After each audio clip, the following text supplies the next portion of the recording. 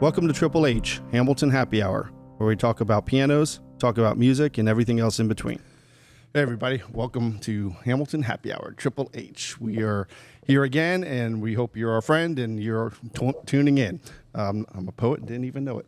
Oh, boy. Thank you for joining us. We have, of course, Mike and Mike again. Hey, y'all. Hey, everybody. And we have Ben Hoerber. Hey, Ben. Hoerber. Hoerber. I'm sorry. Hoerber. Oh, science, German. See what happens when you move away and then come back? I forget your Yeah. last name. Welcome back, Herbert. So Ben actually worked with us, what, about 2 years ago? Yeah, a bit over 2 years ago now. Okay. And helping us here in the shop and doing piano moves and things like that.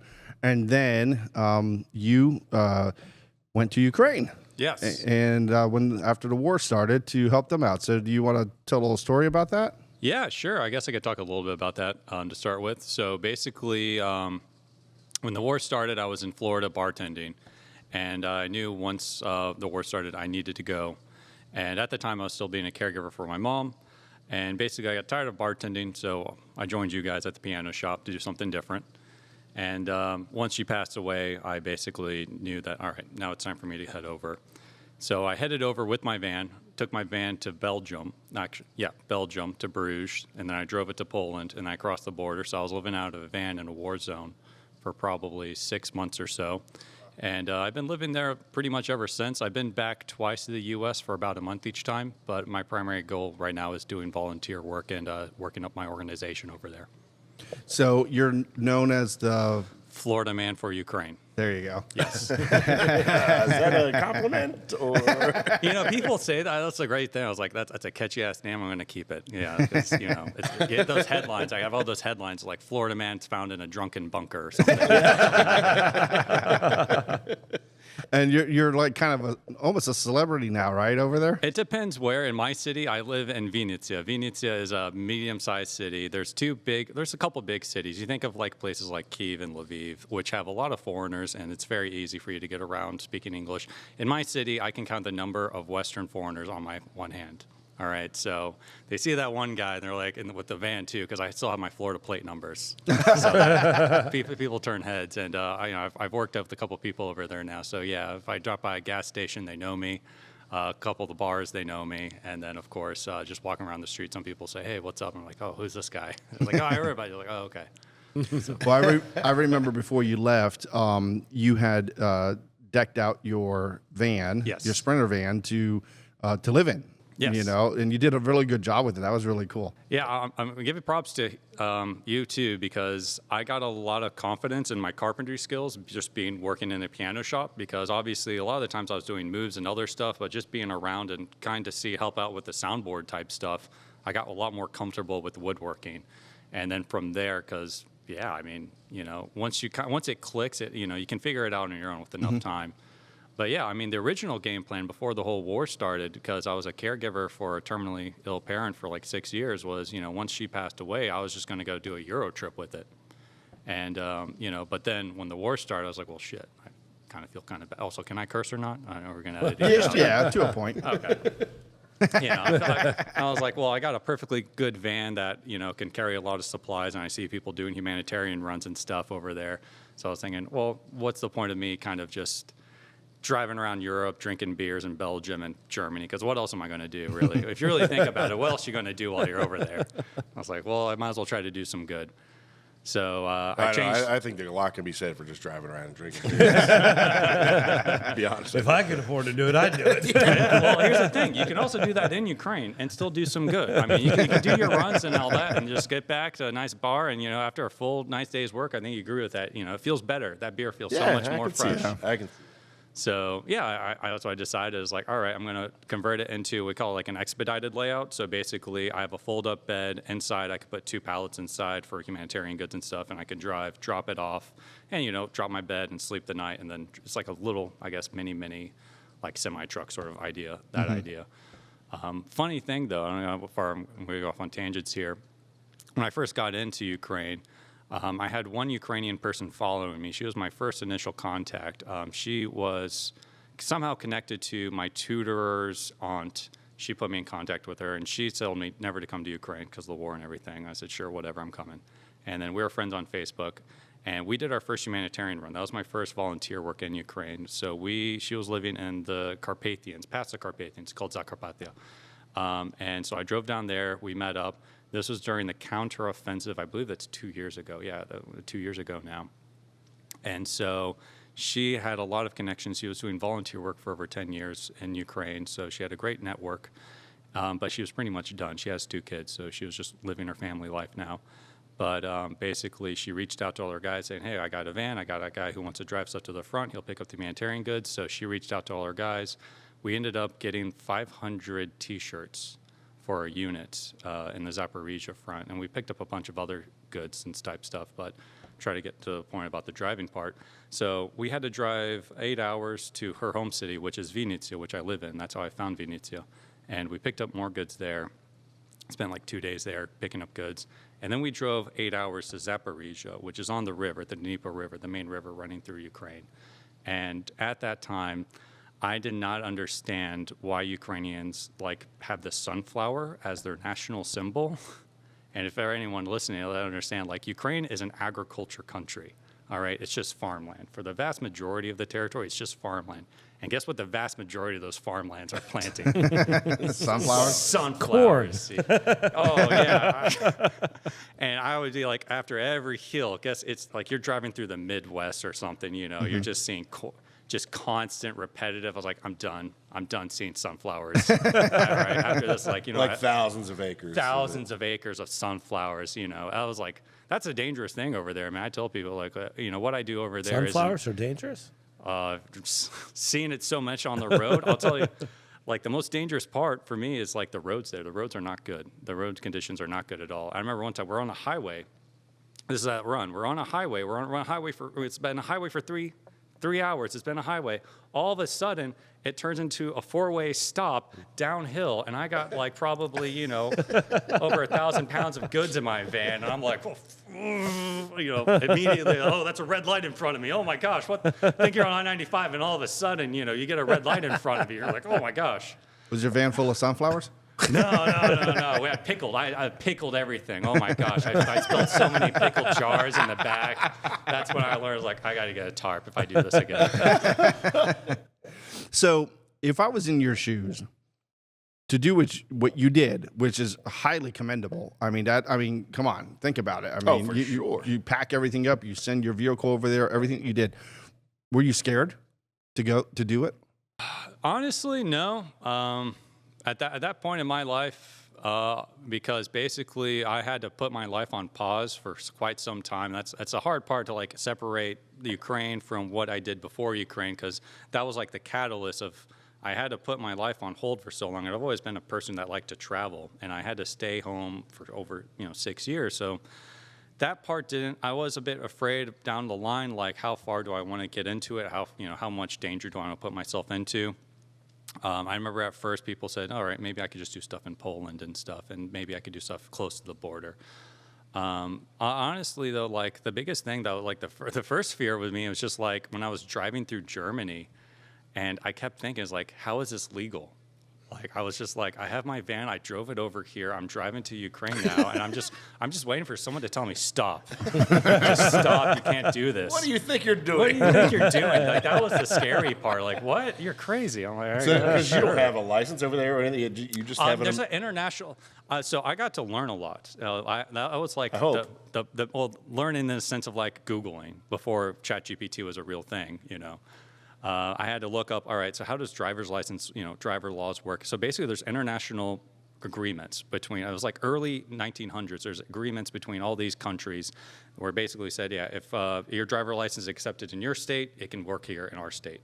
And same thing with reciprocity. Yeah.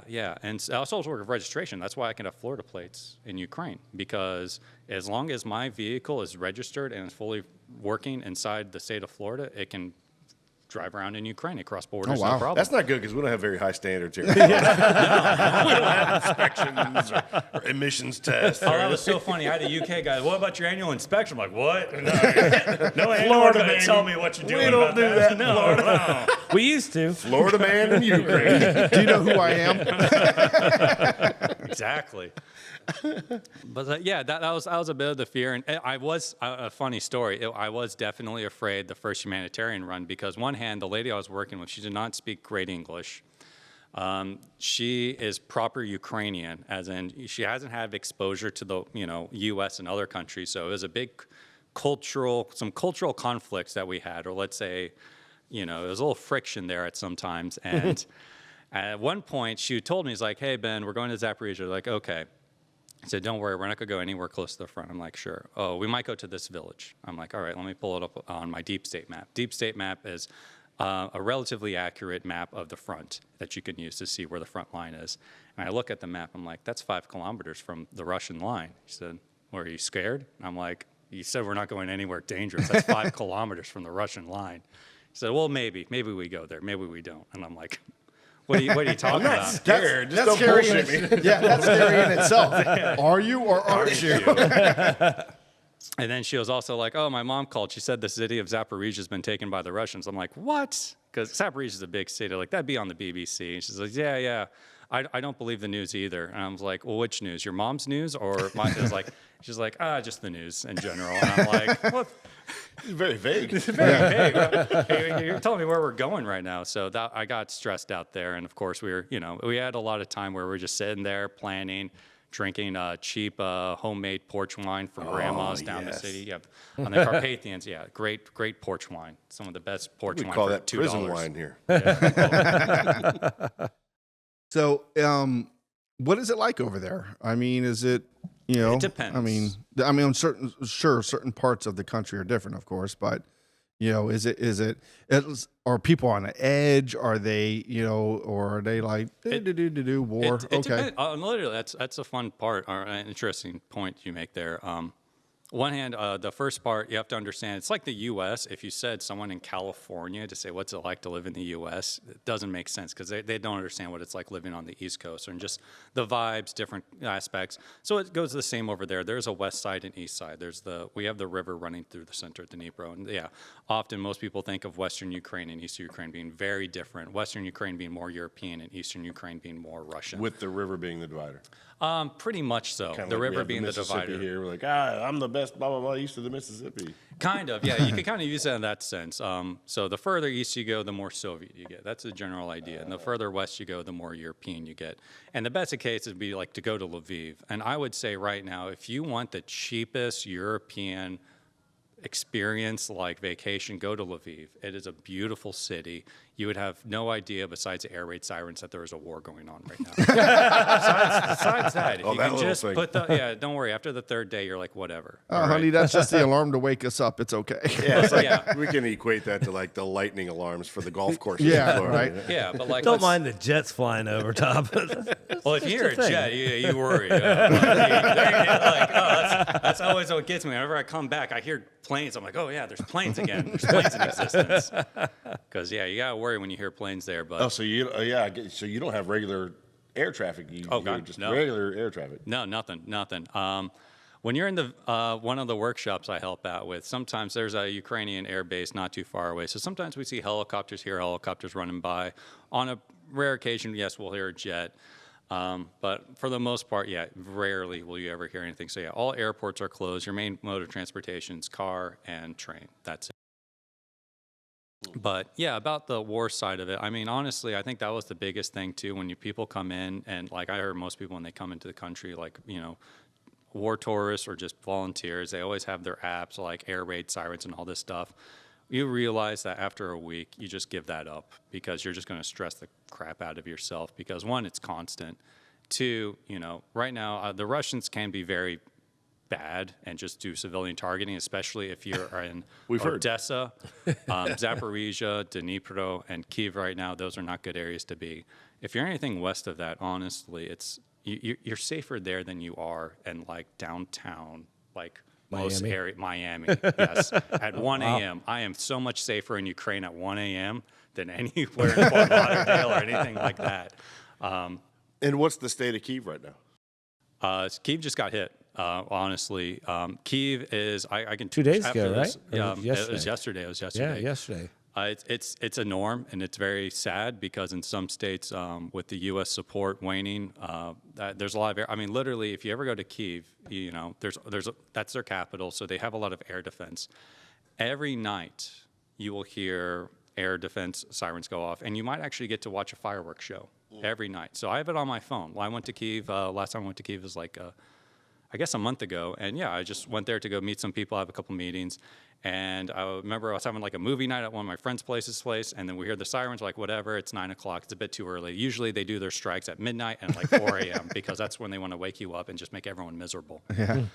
But at like 9 o'clock, we start hearing like the German, I forget which system it is, but it's like a rapid fire anti-air gun. He's like, do do do do do do. Boom, boom, boom, and you're like, oh, wow, the guns are going off for it. Let's take a look. And yeah, you could just watch, the air bursts there. You can see them hitting the shaheeds and stuff. And generally, like literally, that is like a daily occurrence, and we are so used to it because one, the Ukrainians do such a good job at air defense now that they don't care. It's like, all right, they're going to shoot them down. Wow. But unfortunately, with a recent attack, it seemed like the Russians used a hypersonic missile, and that's what Russia's always been kind of saying that they're going to do, is that we're going to actually use our hypersonic missiles to hit targets in Kyiv. And it looks like they did that. I don't know what exactly they hit. It looked like it was a residential area. Yeah, that's what it said on the news this morning. Yeah, so it's scary in that sense, and I feel kind of guilty sometimes in my city because my city right now is like one of the most expensive cities real estate wise because it never gets hit. It never gets hit. Huh. It's not too far away. It's about a 2-hour drive from Kyiv, and it's just like a normal mid-sized city that doesn't have any big things inside the city. And the other point though is actually that there's a lot of good targets outside the city. So there's times when I was sleeping in my van, and I'd literally just start hearing popping noises, and I'd open up my van. I was like, oh, PKM fire going off. I just opened my van window, and I see tracers going out on the outskirts of the city because they're trying to hit one of the drone facilities on the outskirts. Oh, wow. Yeah. And also, yeah, the village, when I was in the village, my first time in the village, I was, sleeping in my van, and I remember one night, like, I woke up and my van was shaking a bit, and I thought it was just like strong wind. And then the next morning, they tell me, it's like, so Ben, did you hear the bombs last night? And I was like, no, I didn't hear it. It's like, oh, yeah. And it was like, oh, yeah, there was big bombs, and like there was a shockwave and everything. And it's like, oh, wow, really? It's like, yeah, I just thought it was the wind. It was. You guys are too nonchalant about this stuff. I mean, Forced wind. Well, that's what I say, though. It's like they've been going through this for over like the war's it's everyday life. It's everyday life now for them. And, you either let it kill you or you just kind of get adapted to it and you just keep going. How are Ukrainians feeling about, are they feeling like, listen, we're holding our ground, which I give them a lot of credit. I mean, you got to think about it. Russia being Russia, Ukraine being Ukraine, they're holding their own, in my opinion. I mean, I'm not too familiar with, certain things, but they're holding their own, and they're proving, hey, listen, you're messing with the wrong country. But how are the people over there? Are they feeling like, this is going to end in 5 years, or this is going to be just life for a long time? So and that's a good entry point, and I want to bring up a couple interesting things here. So you ask a Ukrainian when the war started. They're not going to say the war started 3 years ago with the February full-scale invasion. They call it the full-scale invasion. That's the term. Full-scale meaning that this is when the Russians fully committed. They see the start of the war when Russia took Crimea. After Ukraine had its Maidan revolution, Russia put in the playbook that we are going to annex Ukraine, pretty much. And so to them, this war has been lasting for over a decade. This has been a decade-long. Yeah, it's 2014. This has pretty much been a decade-long conflict for them. When I was in Kyiv last time, also I was walking by one of the big churches in the center, and they showed their plaque memorial. And to them, they like, I could show you guys afterwards. It's like they will show their military casualties from 2014. And it goes on. It's not like a few guys here. It's been a constant grind for them, and this is when it's fully kicked off. And that's why when we talk about ceasefires in the U.S., we say, oh, we're going to have a ceasefire. And, Zelensky said, look, we've had over a dozen ceasefires with the Russians. This has not been a permanent, binding, peaceful thing. We need guarantees. And so the Ukrainians they're very realistic about what's going on now. I would say they have a good understanding. None of them will say, because there's a saying in Ukraine, "Все буде Україна," which means all will be Ukraine. You'll see it on slogans everywhere, which means we will retake Donetsk, we will retake Luhansk, and we'll retake Crimea. All of them, you don't want to say that.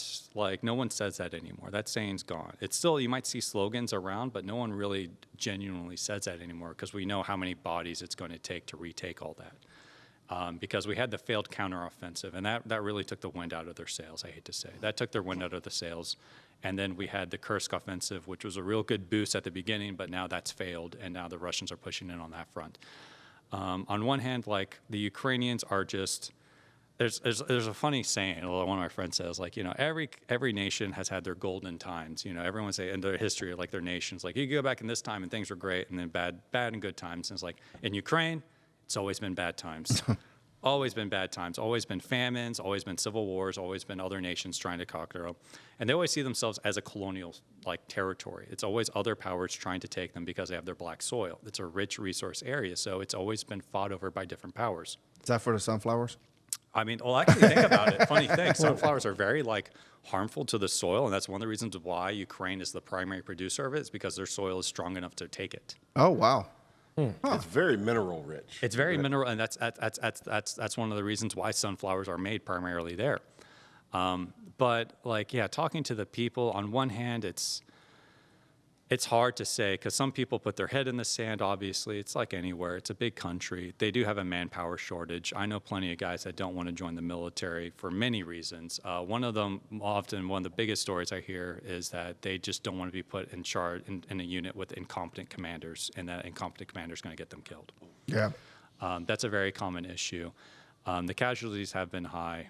I've got stories, but basically... they are determined, though. Like, they are stubborn a-holes. All right. If you ever met a Ukrainian, I don't know if you met a Ukrainian, they can be stubborn a-holes. No, I haven't, but I can. You know, that's what's kept them going. That's what's kept them going. Yeah. That. I mean, you got to think about it because, you know, Russia being Russia once again, and Ukraine being Ukraine. Ukraine is, the people seem kind of docile and you know, just really laid back, and Russia's, you know, like communist kind of a country, and for them to invade, and for Ukraine to be like, no, so Russia gets a little bit, but Ukraine's like, and, you know, they're holding their own. So I mean, you got to be stubborn to be able to hold your own. Yeah. Well, we were to do also that. backing Ukraine for a long time. Yes. Are we still? That's the big question. We just finished with the peace talks, or I mean, like, I don't know how political your podcast can get, but I'm gonna Extremely. extremely. All right. So basically, Depends on which news channel this is. yeah, BBC. BBC. Sorry, guys, I get my news from the BBC. But it seems like a ploy. It seems like the U.S. purposely, this administration has purposely kind of done not a really dedicated effort in trying to really understand the issue, and they just want to wash their hands of it. They want to be able to wash their hands of it and say, all right, we're out, and we're not going to provide any more aid for Ukraine. And I think Ukraine kind of knew that. Like, once Trump was elected, there was like that gambit sort of chance that, like, maybe Putin can piss Trump off enough that, you know, we can turn things around, and then, you know, we can get Trump on Ukraine's side. I don't think that's going to happen, because during this whole agreement, Trump has called Zelensky a dictator multiple times. He has yet to say a single negative word to Putin. Yeah. And he's also wanting mineral rights. He's wanting mineral rights from Ukraine for nothing. For us, well, he was saying for us to keep supporting Ukraine. Not even that. It wasn't even that. It wasn't even that. It's like, the U.S. gets everything, but somehow the U.S. gets the mineral rights, and the mineral rights itself is the guarantee. That's the idea, that with the mineral rights, Russia knows not to attack Ukraine. But that's just, you know, that's wishful thinking. You know, Russia's attacked multiple times. Russia has so many assets frozen already. Like, and then think about this. It's like, all right, why doesn't Europe do that? And they also provide a military guarantee. But here's the thing, though, is like, we think of, like, Ukraine is a big country. It has a lot of raw resources. It still has access to a good bunch. They are developing their own industrial complex. I know a lot of you guys don't, like, stay up to date because you're, you know, this is my life. This isn't your life. Your life is pianos, right? Yeah. I'm trying to figure out how we work pianos into Ukraine. But We'll put them in your van. That's right. van. Start the whole, yeah. Don't you need some on the front line? You want some piano? I got a whole bunch of garage. We can do that system. There's plenty of houses. We can just load them up. But We need some more of those old G.I. Steinways, right? Yeah, right. We'll just parachute drop down. them in, parachute them in. Yep. You guys will have to be rocking and rolling over there. But basically, also with the Boat trailer. changing warfare system, the U.S. was very influential at the very beginning. I know a lot of guys who talk about. I met soldiers that retired veterans now over there, and they're like, "Oh yeah, dude." At the start of the war, they were militia units. Like, this is what I don't understand. Like, Toby, I'm very sure. Like, if the U.S. got invaded, if there was some power that could invade the U.S., would you do something to stop it, or like, would you put in any? And this is why, like, I see a place like this, like, oh, I could definitely see this place start making bombs. I mean, sorry, like, We're gonna put them in a piano. Boom, boom.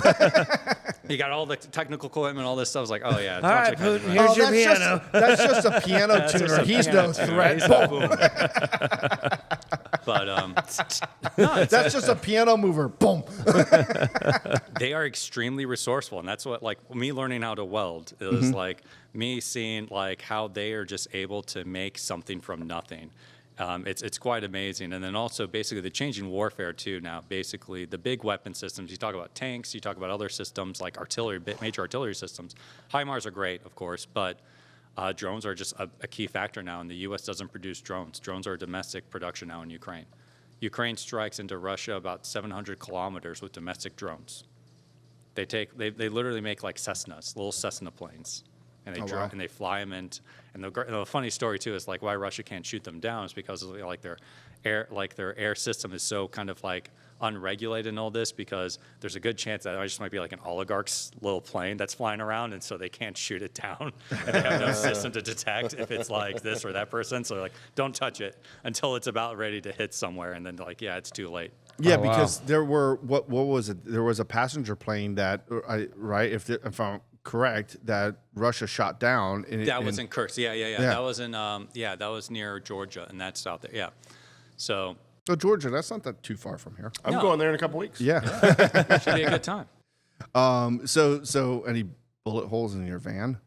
No, but there's plenty of little chip marks on my front windshield from all the gravel and other rocks hitting my van while driving.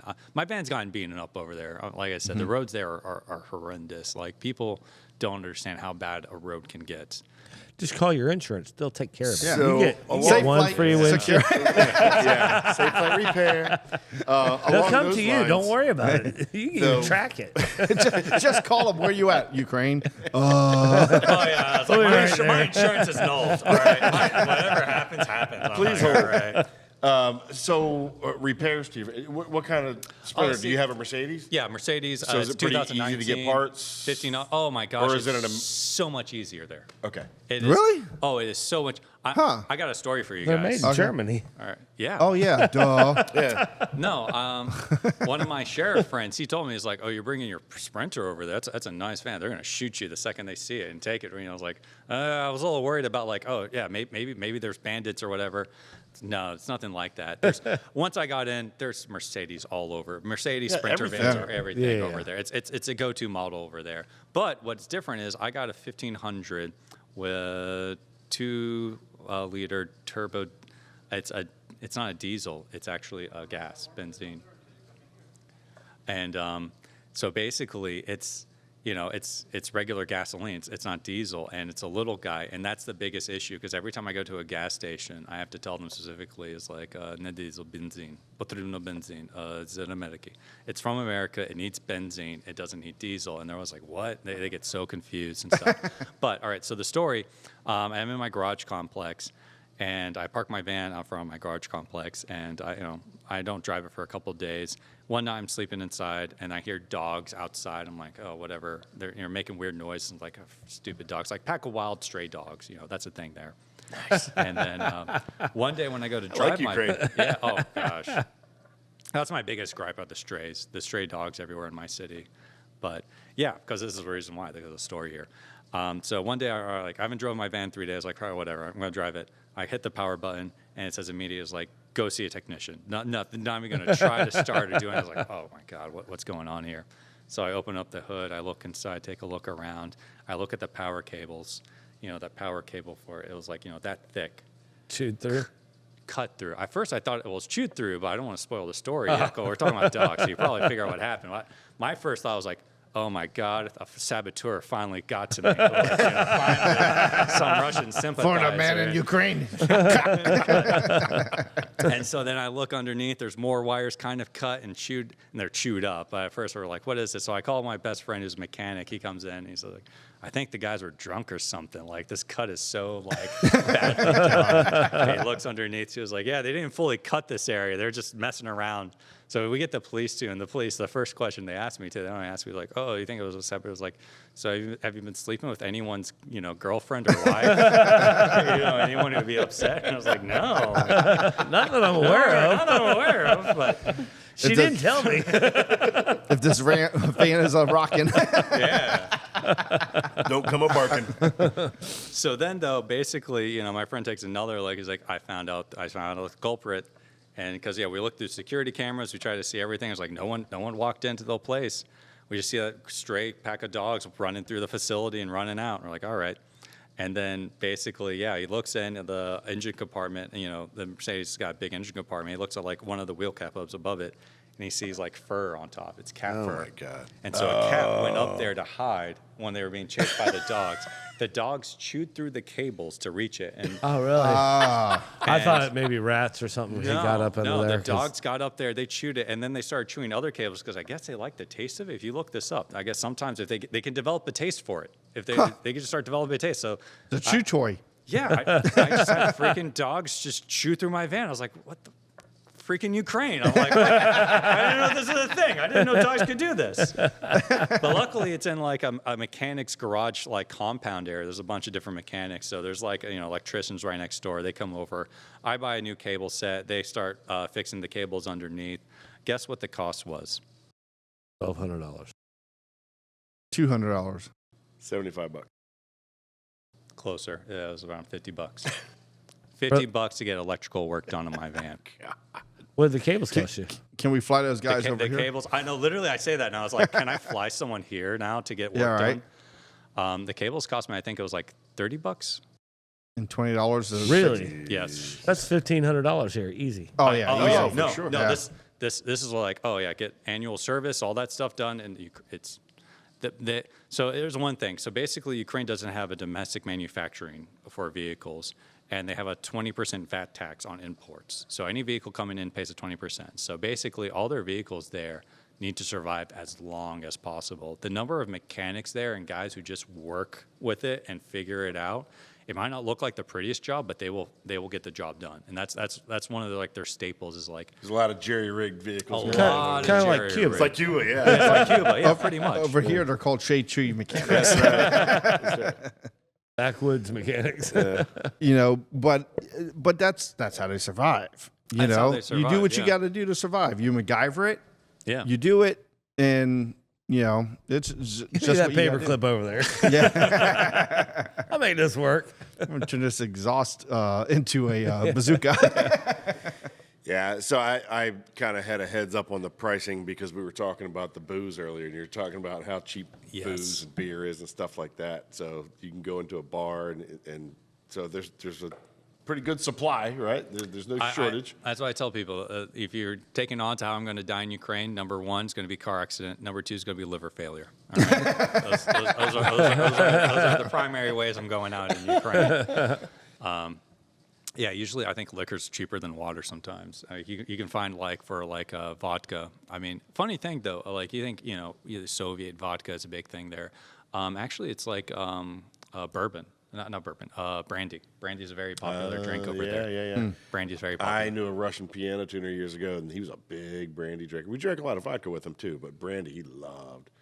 Yeah, you wouldn't think that, but yeah, they're big brandy people. Yep. And so, speaking of vodka, though, is this a thing over there? I've known, and I learned this a long time ago. Pickles with vodka. Supposedly is a long-time Polish and Russian tradition. Is that a thing you've heard of in Ukraine about doing a shot of vodka and chasing it with a big, thick slice of pickle? No.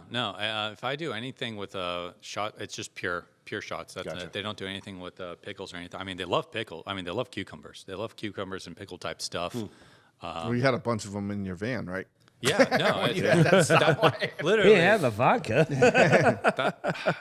I mean, that was like, it's for the guys on the front. Like, I get it, but it's like, dude, I didn't come here just to move around pickles. It's just, Got to give them what they need. they love it. I mean, Pickled pig's feet. At least give me some sunflowers, damn it. Look, all right. So this is a pro tip for anyone who needs to has like maybe you have new neighbors that are Ukrainian. You want to impress them. You want to put a smile on their face. Yeah, go ahead, give them some pickled pickles, of course, but also give them some sallow. I don't know if you guys know what sallow is. What's that? Pig lard. Pickle art? Pig lard. Oh, pig lard. Just Said straight pickle up art. Pickle art. Yeah. pickle art. You can call it that too. I can paint a pickle. Pickle art. I thought it was taking pickles. the pickle lard. Thank you so much. It's a very They're gonna be like, who the hell is this guy? He gave me some. The beautiful pickles. He built a house out of pickles. What the heck is this all about? Pig lard. Pig lard. Pig lard, like fresh cuts pig fat. They love it. It's called sallow. And they love it. You want to put like a smile on any grumpy old Ukrainian face, you give them some fresh pig fat. They will be so happy. Is that like chinchonero? Is that the same Chinchon- thing? Chicharron. Maybe, yeah. Chicharron? Chicharrones. Chinchorron? Chicharrones. Right? So, but you're talking about raw. Raw, yes. To be used as a grease for cooking? Eating. Or just eating raw? What? Raw. Yeah. Raw. Oh. Yeah. Oh. They're hardcore. They are. They're hardcore. We like but I'm it down to try it. I'm down. That with some salt and some fresh garlic. I was you'd going to say, there's got to be surprised. salt involved. Salt and fresh garlic. We Yep. got a pig around And here? vodka. Oh, we can get a pig. We can get a I pig. can have you pig by 3. I can have you within 5 minutes when I get home. We're going to have some bacon and some pig lard. I've got 24 of them in the back of my yard. Yeah, you're right. I kid you not. If I walk outside my back patio, as soon as I walk outside, they come out of the bushes. Oh, really? Oh, yeah. They'll come You say feed hello. them or what? Yeah. Every once in a while, I will. All right. But they've got a den like 10 feet from my back fence. Well, Are you sure they weren't placed there by Russians just to bait Ukrainians? No, Maybe. no, what he's thinking is pig lard. And what they're thinking is bull in the yard. Well, I got something for them in the house. Yeah, but there's 24 of them and only one of you. I've got enough bullets. Speaking of that, do you carry a weapon with you when you're doing runs? Oh, God, no. Oh, no. Is that a bad thing to do? If you do not have the proper paperwork for that, that right? especially as a foreigner, no, that's a no-go. They always ask me that whenever I hit a checkpoint. They're like, "You have a weapon?" And it goes, it's very Soviet in that regard, where they're still very much like, "Oh, if you got to have the right paperwork and everything." If I was in the military, that'd be another question. But if you're a civilian, if at much, maybe I can have like a shotgun. But You can't have a pistol or anything? sidearm like that. No. Wow. Yeah, I would need paperwork for it. Especially that I'm not a full-time resident. I'm a partial resident. There's something else on top of that. Yeah, it's a pain in the ass. But if I was in the military, that wouldn't be a problem. But yeah, if I was that, yeah, doing that as a civilian there, it's not the same. They don't have the same Second Amendment rights as we do here. Right. So my cousin lives in Germany, and he had told me there's a lot of immigrants coming Yes. from Ukraine. It's like a lot. It's overwhelming. And rightfully so, because their houses are getting blown up. They got to go somewhere. Because Trump's sending them there. Well, it's not just there. It's just the war is sending them there. I know. There's more Putin than Trump. Yeah. Just a little bit more, maybe. What country are you talking about? Didn't you see him exporting them? A whole lot of them. That's a whole different nationality. Oh, my bad. Yeah. So he said, that's what's happening, and their take on, it's like in any other country when you have so many other people coming into it, they're not invading. They're right. There's pressure and there's jobs being lost, unfortunately. So yeah, I honestly, this might shock people in some ways. I'm actually kind of for getting rid of people. Ukrainians need to return to Ukraine unless they're already in a good position inside of another city. And they're already well established and they're integrating well, sure. But if you're kind of just sitting around, bumming around, it's time for you to return to Ukraine. The Ukraine has that's actually a really touchy subject in Ukraine because a lot of people left. I know a lot of people that left that are friends, but if you're a man, like you are either hiding. If you're of military age, you are either hiding or you're in the military, or you have 3 kids. Those are like the 3 exemptions. All right, you're either outside the country, and that was the thing too. Is like Ukraine says like we're not going to renew any passports for males. We're not going to renew any new passports for males that are of age. It's time for you to come home and fight. That's how bad the manpower shortage is. So I'm actually kind of for that. I have friends. I have families. Like their whole families. Like they moved to Poland. They're set up in Poland now. They're all working. My only offside is like it's labor. It's if they need labor, good. But I do see some places where they're kind of just not abusing the system, but they're not really doing anything for the system. And some of them came to the U.S. and I can't blame someone for not wanting to fight in this war because I don't fight in this war, and this war is freaking horrendous. We won't get into like the details of the stories I hear, but it's a horrendous war and it's horrible. But you can live in Western Ukraine quite comfortably, I would say. You can live in And still Lviv. support.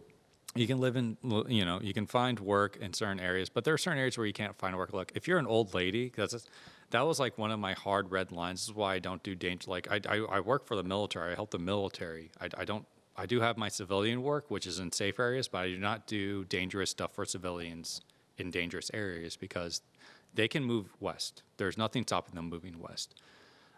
If they want to move to a city like Lviv, Vinnytsia, there's programs in place for them.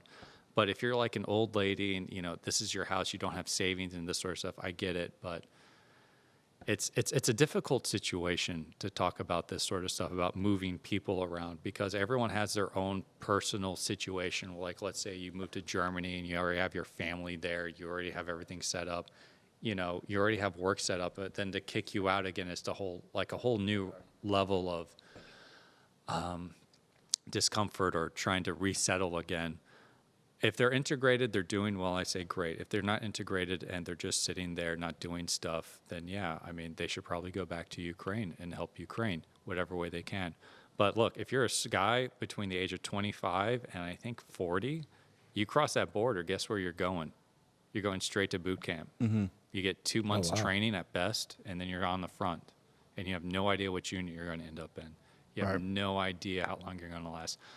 So dark humor, dark story here, but so my garage, we needed to expand it a bit. We had to do some plaster work to allow my van to fit inside. So we just found one guy in the garage complex to do it.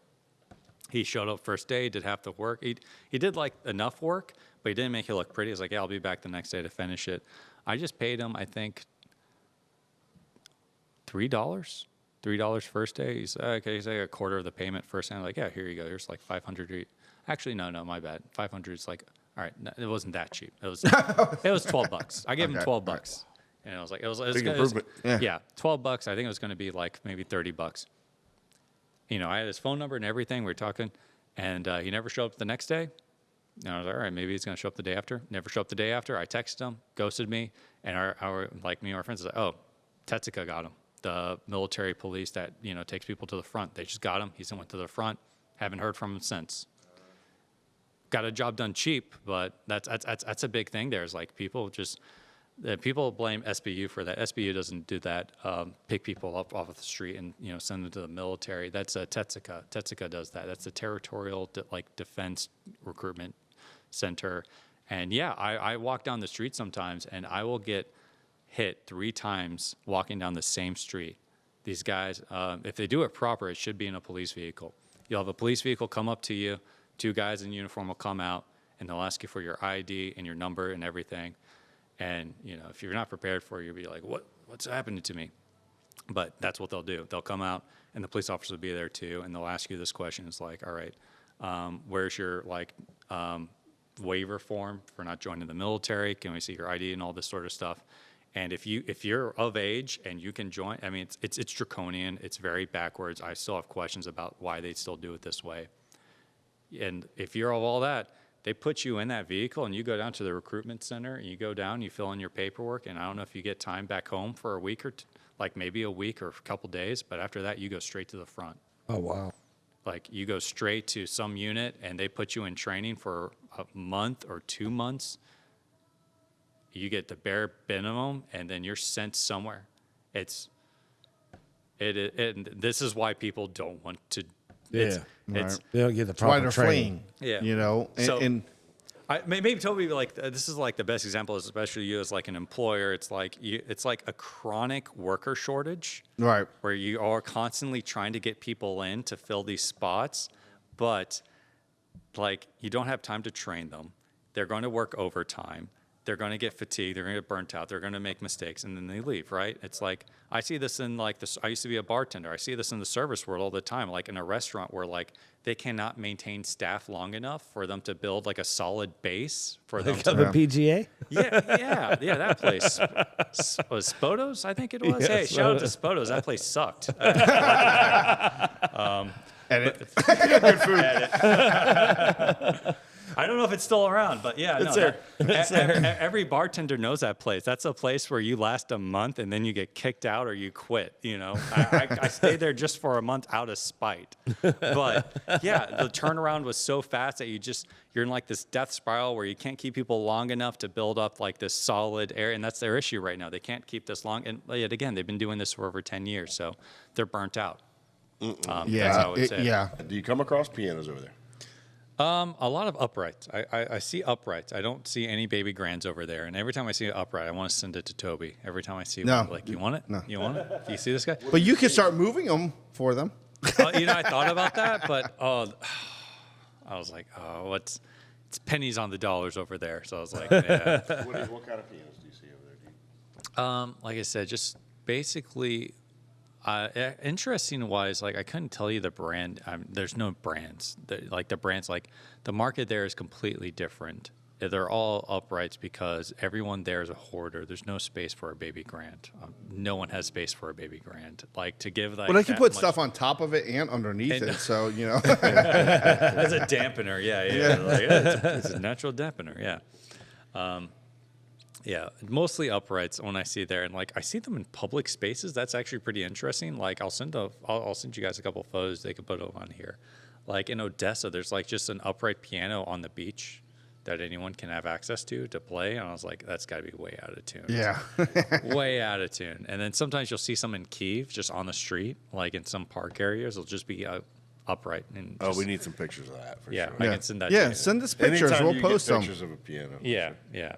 And then I've seen a couple of people that, on the front, they'll have a piano just in some random person's house and they'll play it. But yeah, when it comes to like types of they're all uprights. I never see. I'm like maybe obviously in concert halls and stuff they'll have a maybe a 9-footer, maybe a but when it comes to like just domestic in people's homes, they're all upright, and that was kind of interesting to me because I was like, oh, why is it like this? It's similar to Jorge in Cuba. Jorge came from Cuba and never worked on a grand. And he's a lifelong technician, and it's all uprights. It's all they've got in Cuba. Yeah, no, I'm interested. Why is that? Is that just culturally, space-wise, or is it just supply? Yeah, Supply. Economic thing too. economic thing? It's Yeah. cheaper. Is it cheaper? I mean, like, why is it cheaper to do an upright instead of a baby grand? Well, I mean, there are some less parts to a point. You can manufacture them a little bit quicker because it's kind of like a box. You're not making a curve, Yeah, you don't have to bend the wood. and all Right. that stuff. Pedal mechanics Like are a little soundboard? different. Soundboard's Smaller. soundboard is still kind of relatively the same, but it's square, or rectangle, So I think they're easier to assemble. Okay. They're easier to move. Just So easier all around. Right. From point Right. A to from the beginning to the end. Because actually, that's a good point. Because when I was learning Ukrainian at the time, I was still working for you, Toby, and I'd say, "Oh, I work at a piano store." And my teacher, she was like, "Piano, like, oh, you like this piano?" I was like, "No, this piano." I was like, "No, that's a different word. We have a whole different word for that piano." For like a grand piano? For a grand piano, yeah. Because like to them, a piano is just an upright or anything like else, it's a whole other word. It's like they have a whole other vocabulary for like describing the difference between what you would have like in a domestic sort of sense and like obviously in like an orchestra or anything like that. Wow. I was like, wow, okay. I completely forgot the word for like a baby grand. I was like, it's just a piano, and they're like, oh, so you just lift it, right, and that's it. You move it here to there. Like, no. It's like, oh, these people. It's like, oh, wow, okay. Wow, that's pretty crazy. Yeah. Well, it's funny how different cultures have different ways. Like with Jorge, coming from Cuba and what he worked on over there, and what you're talking about, and that's just 2 countries. Yeah. There's many, many more that have different things, Well, most of the countries on the planet probably don't have but one piano. Right, yeah. They probably don't have a word for it. What's that thing? Key. It's a key. Play the key. Play the key. Play the key and The key. music box. Yeah. But Ben, great. Dude, I'm glad you're back safe. I know you're going back, and I want you to be safe. When we were working together, when you were here, dude, it was a blast. It was a lot of fun. We're just glad you were able to join us on the podcast. And so the welding skills that you got over there, I'm not going to give it away. I will not give this away, okay? Patent pending. But, we have an invention. A new tool. Tool invention, inventory, something that it will come out, and you'll have to keep watching the podcast. That's the draw to get you in. But we needed something welded, and because of what you learned over there with your welding skills, you were able to add these brackets that we need to have done.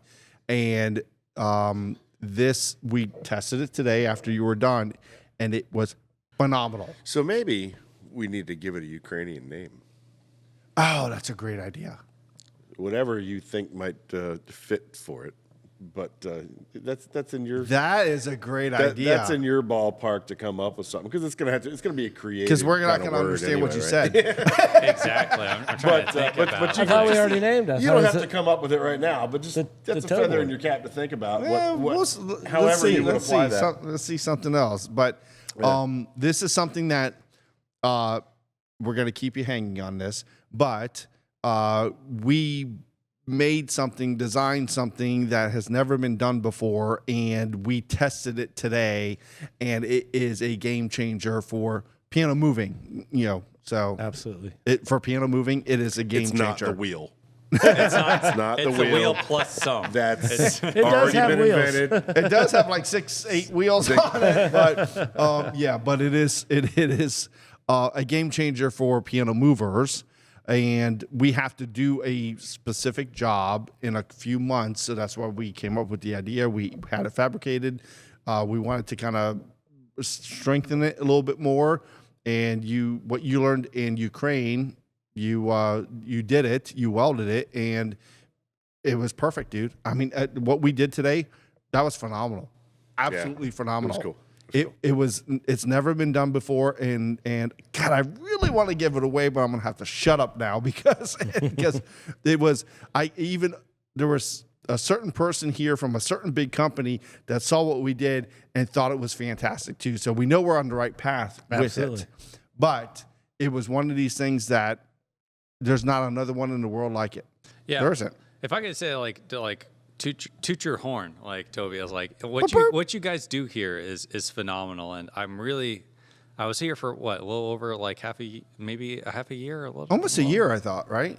Gosh, I don't remember. Don't remember, but it was phenomenal time being here and seeing how someone like the mindset you guys have here, where basically, one hand, it is a family-run business in the sense of like like Toby, what would this business be without you?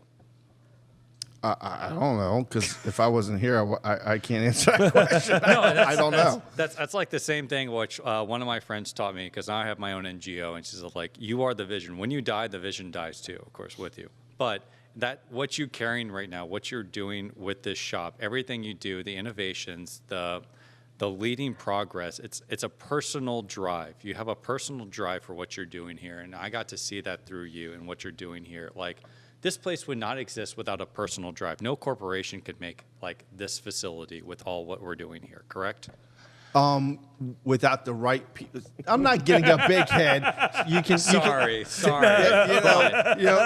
He's sitting here going like this. That's not what's happening here. Even though, No, I'm just playing, brother. get out of my head, man. It happened long before today. But no, I mean, like Toby, you started in a garage. added an you inch. started in a garage. and Yes. that's what I'm doing right now in my place, and it helped me understand. One, it's a process. It's a process. Yes. Yeah, very, It's a real very long process. It's a very long process, but you need a vision. You need to keep to that vision and understand that it is a process and that it's going to take time. You're going to make innovations over time.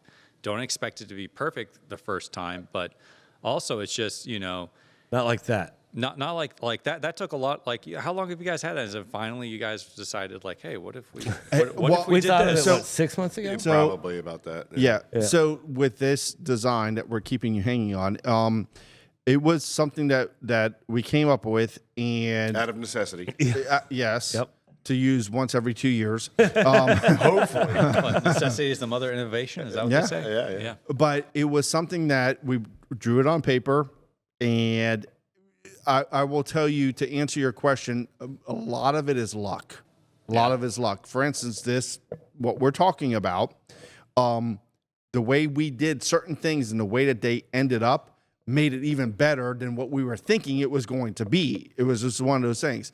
And that happened with me on numerous other inventions or whatever we built, where it was like, oh, okay, the pivot point was perfect. And now if you do this, Stop. it was just perfect. Huh? Stop. You're giving too much Yeah, away. Too much away. The pivot point. Yep. Pivot point? All right, anyway, yeah. So How's it's that really anyway? cool. We're going to give it an A. Yeah. So let's talk about making drones in Ukraine. All right, to finish out. Yeah, a little less sensitive information. The Yeah. Ukrainian name. We're not making drones in Ukraine. All I said was pivot point. mentioned- That's Right here. all it takes. Okay, so anyway, edit that out, I guess. But with that part of it, it comes down to, you're saying, how would the company survive without me? Absolutely, it should. And it was funny you bring that up, because I had mentioned this probably about 2 years ago. We have a meeting 3 times a week here, right? And I had mentioned, if I was not here, could this company survive? And everyone said yes. And it made me feel great to hear that. Now, the thing is that my wife and I have talked about this numerous times, where she's like, the company is not the company without you. And I'm like, but I'm just me. Yeah, I do what I do, and I think what I think, and whatever it is, but it can still keep going without me. There's no reason why it shouldn't. So it is getting the right people. This company wasn't founded on me. I may have started it, but it's having the right people in place to help Yes. me. For instance, last night, me and Gerhardt, one of our refinishers, he brought up an idea to me. And as soon as he said something, I said, no, but if we did it this way, and blah, blah, blah, and now we're going to build it. Okay.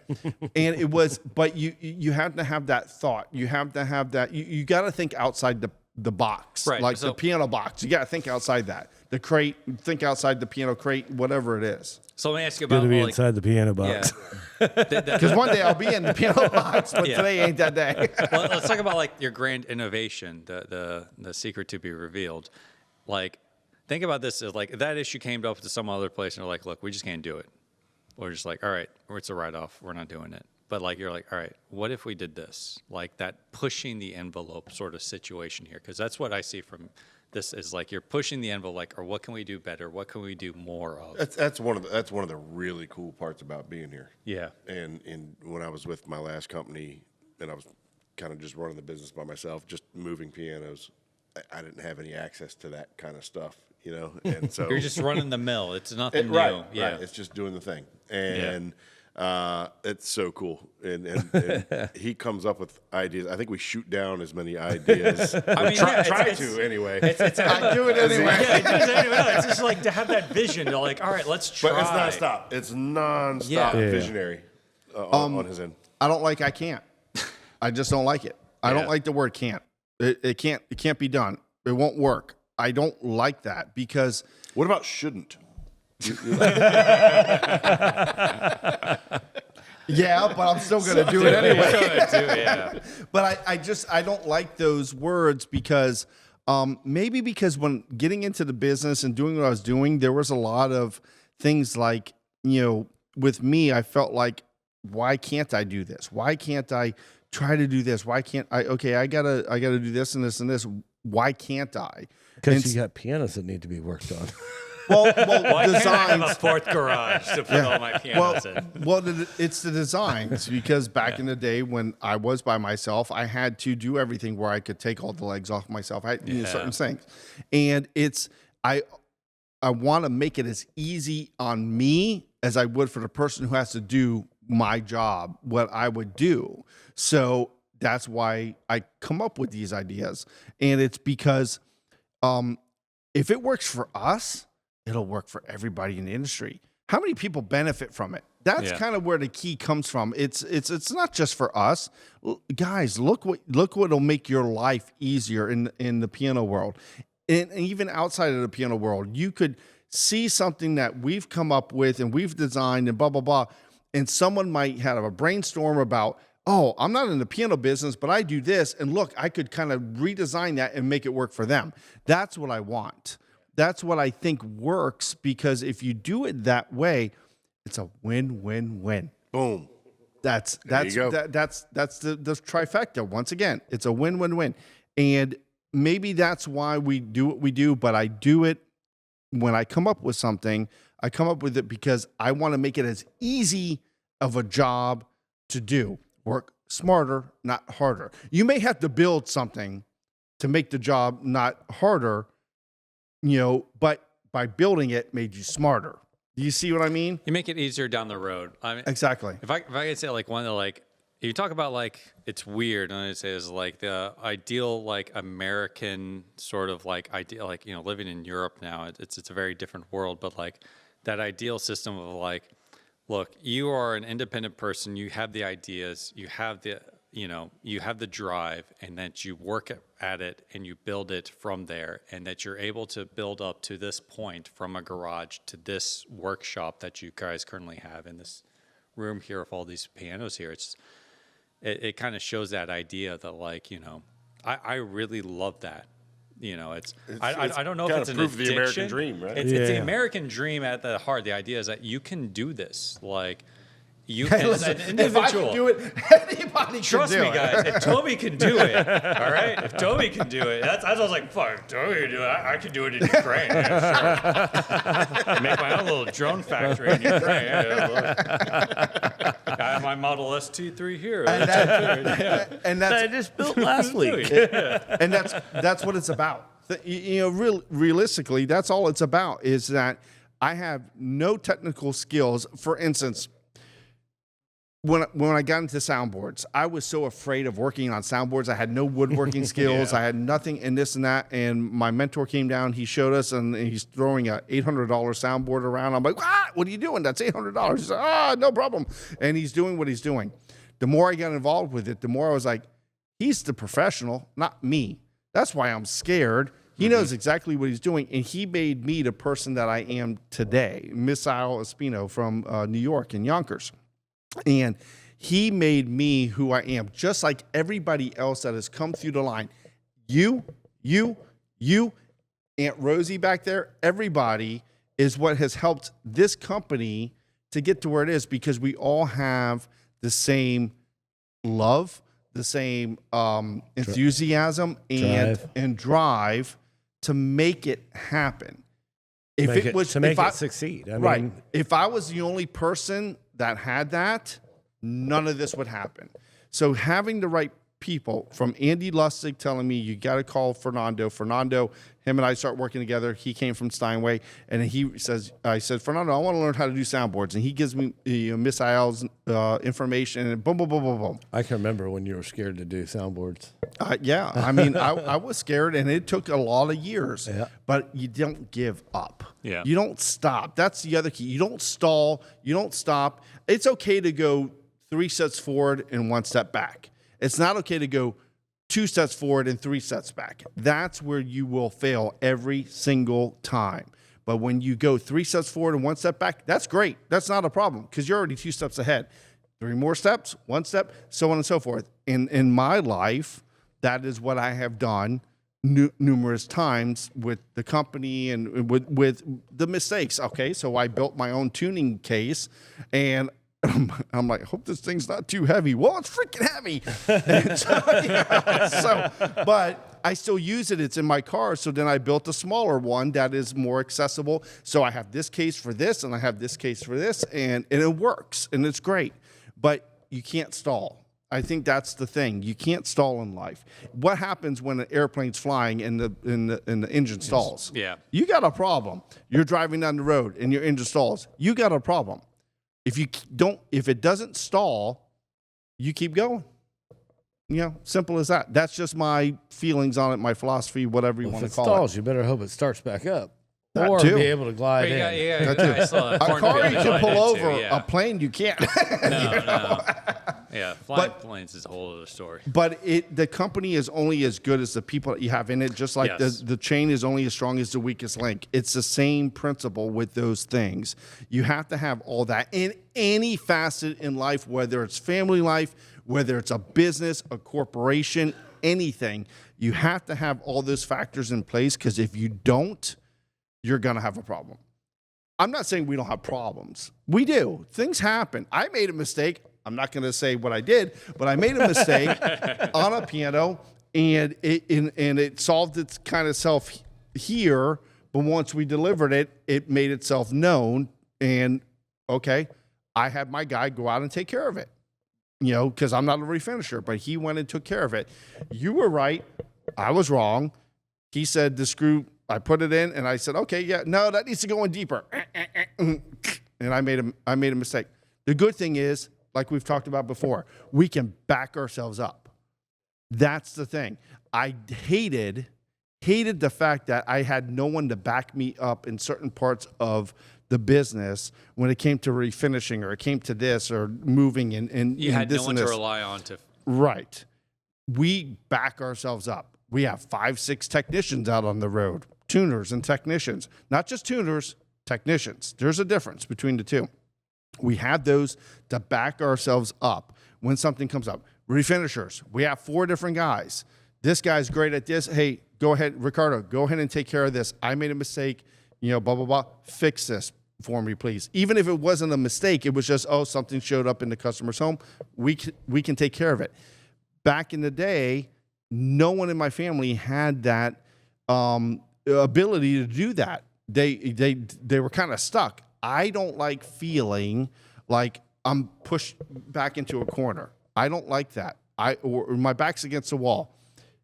And it feels great to know I got so many competent people to rely on. That's also going back again to where I came from to here. I felt like I was kind of on an island, and I came across problems, from time to time, and it was like, I relied on you guys a lot of times to bail me out, sometimes with refinishing stuff or whatever, what have you. But now, I feel kind of invincible. It's like, it doesn't matter, we do a great job on all aspects of everything, but things just go wrong from time to time. But Not here. boom, The problem's we, not here. we can fix things in house like in the blink of an eye. And it's really a great. You have all the tools needed to fix a problem in house. And the You're people. gonna- And part of the tools is the right people to use the tool. For instance, you coming here with your welding skills and doing that part of it, we couldn't have done what we did on this secret project, without. Maybe that's it. Maybe just how do you translate secret project in Ukraine? Tajemnicy project. Yeah, that's nice. We'll work on it. We got to make Project. it easy. It's But called that's not, project. but that's not a good name for this thing. But you know what I mean? It's. I'm a very fortunate and blessed person. Okay, my luck is very, very good, and it seems, I think, that the people that are associated with the shop, the luck expands out. It's not just here; it's with everything else, with the people that are associated with. I don't know. Finding the right people or getting connected to the right. I completely understand that whole concept, because we're running out of time here because this is a whole other concept Oh, we yeah. can get into is about having Next the next right year people. when you come back, Yes, we'll next do year, sure. another podcast. Be 45th or I don't know which number it would be, but yeah. So finding the right people, because I'm in that situation now, because I'm more of in the directorial role, and that's the problem. I got too many things going on, and I need to find the right people to execute these ideas, and to maintain. And it's tough. That is very, very Yes. tough. There's a lot of people, personally, for me, I had to go through to get to the right people and to get them here and know what their strengths and weaknesses are. Because you can all tell me what your strengths are until you show it. It's one thing to say something, it's another thing to prove it. And it's like, okay, well, I know you say you're good at this, but you're better at this. So directing them and delegating that person for that type of a job. Yes. That's kind of hard. It's really hard. And even when you've got even a lot more built-in barriers with language and Yeah. and culture no and freaking all kind of- idea like, about you're right. Like it's easier to get a bead on somebody when you're naturally speaking the same language. So, but when it's not second nature to speak the same Look. language, you got so many more When you're- walls to. When you're in a down. village and they don't even speak Ukrainian, they speak Surgic. We totally skipped this whole Surgic concept in this podcast, but they don't speak pure Ukrainian. Yeah, limited communication skills, cultural differences, understanding what is their limitation, and that's a big thing, is understanding, because like one part you always want to keep doing more, but you need to understand what other people's like, what are they in for, what do they want to do, understanding their limits, physically and also like just motivational wise, how much do they really want to commit to something, right? These are like these small leadership things that start to turn more once you get higher up in the levels. You're like, all right, I need to start thinking about this, because I've had some great, amazing people, but they got too much going on in their lives, and sometimes they drop the ball, and I'm like, oh, I can't rely on these people now. And you gotta figure out your workarounds. You gotta figure out who can you rely on for which things. They're great in certain situations, not great for other ones. And like I said, Toby, I'm learning a whole new skill set. I'm entering like a new skill set level, which is a bit odd for me, because I just like working with my hands originally, because they're my hands. As long as I don't have Parkinson's, I have control of them. You can trust them. I can trust them. We do what we want, but. Now I'm entering the higher up level now, where it's delegation and understanding other people and understanding what their limits are and what they can do. And like I said, like you still need that vision. No corporation would have reached this level what you guys have done here has been fantastic. And yes, you do need a good team, and that's a dice roll. That's just a dice roll. It's a dice roll. It's knowing when you got sixes and knowing when you got ones. And you're like, all right, that's a six. I'm taking it. I'm gonna hold it close to me. And I'm like, all right. There have been a couple times, probably more than I can remember, that I was like, this isn't going to work out. And then a month in, I'm like, oh, great. We found the niche. We found what that works for that person. The beauty of it is that everybody here has 6 niches that they are all great at. We know what they're great at and what they're not great at. I'm great at certain things and I'm not great at certain things.